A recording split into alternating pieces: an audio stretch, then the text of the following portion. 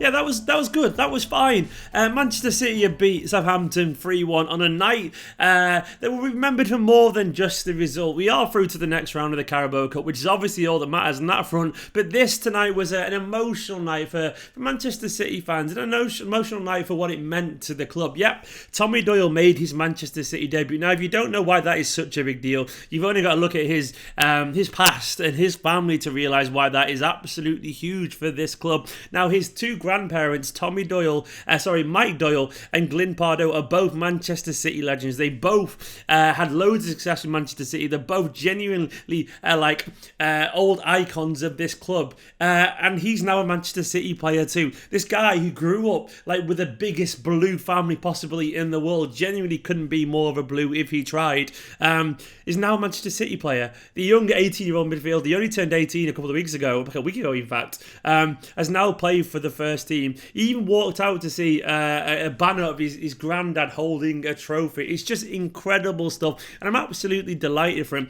That kind of stuff, it does mean something to the fans. It does mean something to the player.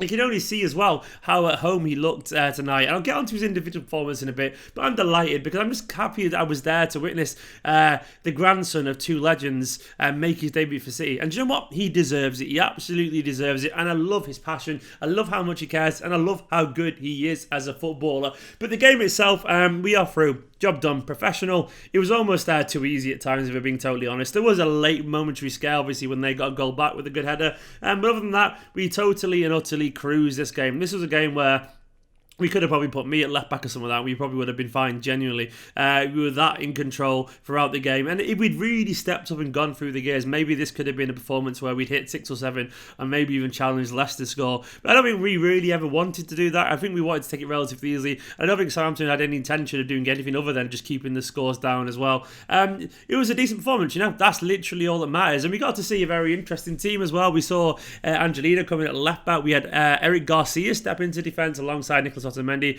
and Kyle Walker back in, Claudio Bravo in goal. He made some good saves as well.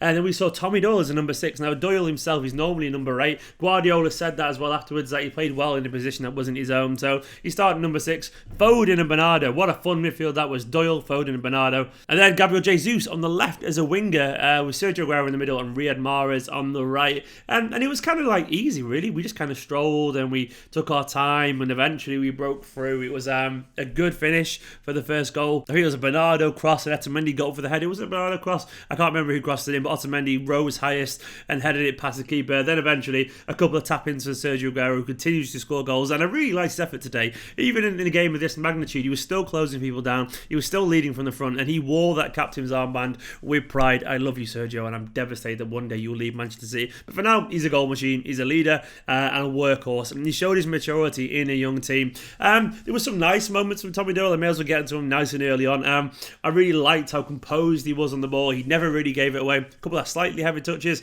but he was playing in a role that isn't natural to him. He's a lot more dynamic than his game tonight would suggest. He didn't do anything wrong, and he was composed, and he spread the ball really well. But he is a lot better at kind of getting forward and whipping in crosses and all that kind of stuff. But tonight he did a job for the team. He sat at number 6, he sat deep, but he was so intelligent with his play. He sat in between the defenders and the midfield. He just kind of pinged passes around, he kept it moving, he broke up play, and he was just intelligent on the ball. And what more can you ask for that? Now, it would have been nice obviously to see him a little bit more dynamic, but that just comes with experience. But all that matters is he got out there tonight, played well, genuinely played well, and showed what it means to have someone like him. Like I've said a million times on this channel, the reason I love stuff like this is because it is fun signing someone like Cancelo or Mahrez. I mean, the 50-60 million pound players, of course it's fun, but it does get a bit kind of football on cheat mode. It does feel that a bit sometimes. You can't help but get numb to it a little bit. So when you see someone who's 18 and they couldn't be more of a bigger Manchester City fan, and you've got Foden there as well, you've got 2 Jimmy Grimbles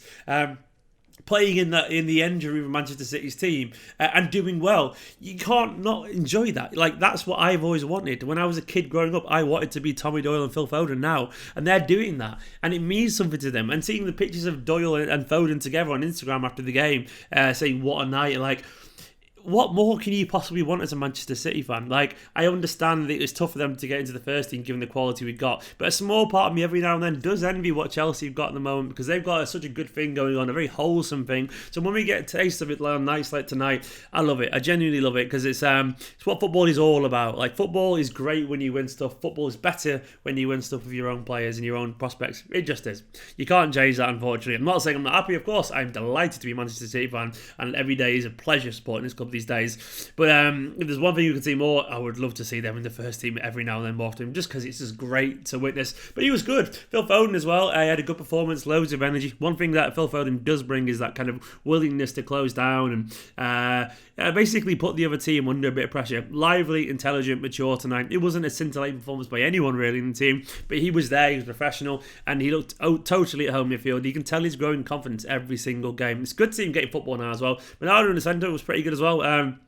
Wasn't great, but I think he got an assist. Maybe did he get an assist? I can't remember. Some nice darting runs, which was good to see, because we've been missing those Bernardo runs as well. It was good to see him in the centre get a bit of football. Eric Garcia played centre back, and one thing that struck me just once again is just how composed he is. Like, he's comfortable with either feet. He moves the ball so much more naturally than some players do. He's definitely a very intelligent footballer, and I was paying close attention where I was sat in the stands on his movement. The amount of times he was already kind of 2 steps ahead of the game. A very you wouldn't know he was there, which is the best possible compliment you can say for a defender. He just looks totally at home in that team. Otamendi as well, good header, totally fine. Defensively, they had very little problems to deal with, really. Angelino, it's a shame he got a little bit of a knock at the end. I thought he was playing well, and his knock stopped Pervader coming on, who was lining up to come on as a substitute, which is a bit of a shame. I thought Angelino was really good, actually. He obviously is a very intelligent fullback, obviously far too good to be a reserve fullback, really, to be honest. He's just a good footballer, and I would like to see him getting more game time in general. I thought he showed his intelligence with some lovely little link-up play on the left. He's obviously got a fantastic left foot, loads of energy, and he's just good. He's just a good fullback. Pretty much a very good backup left back at the moment. And someone who could probably challenge Mendy, I genuinely believe that. Walker had an okay game. It wasn't a great game. It wasn't a bad game. It was just okay. And then Mahrez, I thought, was like kind of taking the piss a bit, but like in a too relaxed state. Like he was almost playing like it was a testimonial. I feel like if he'd really tried, he could have got himself a goal or two. But him and a couple of others seem to be going through the motions a little bit at times.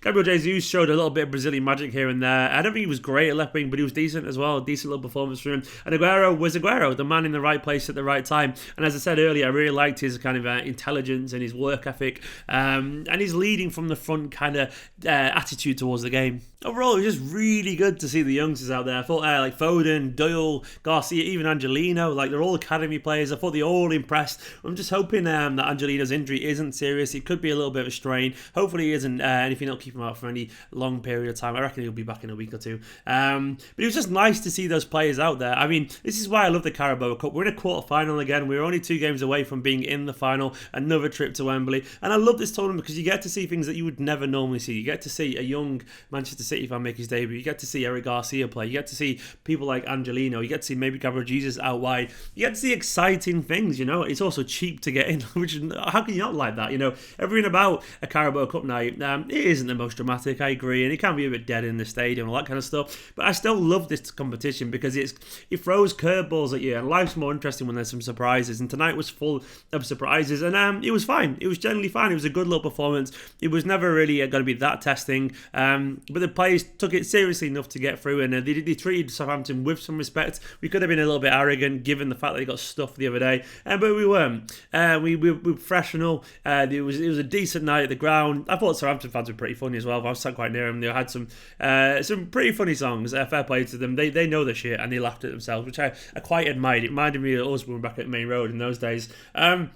But that was a good fun night. Guys, I'm personally delighted about Tommy Doyle playing because I think this is what football is literally about. I am delighted to see Foden get more minutes, Garcia, Angelino. I'm glad to see the players do professionally, as did Aguero and everyone else. And we are, of course, still in another competition, which is great for the squad depth, because I think some players and the youngsters do need these games to keep their rhythm and their sharpness up. So I like to win every competition because I just think in general, winning breeds winning. I think that mentality is infectious. It's an addiction.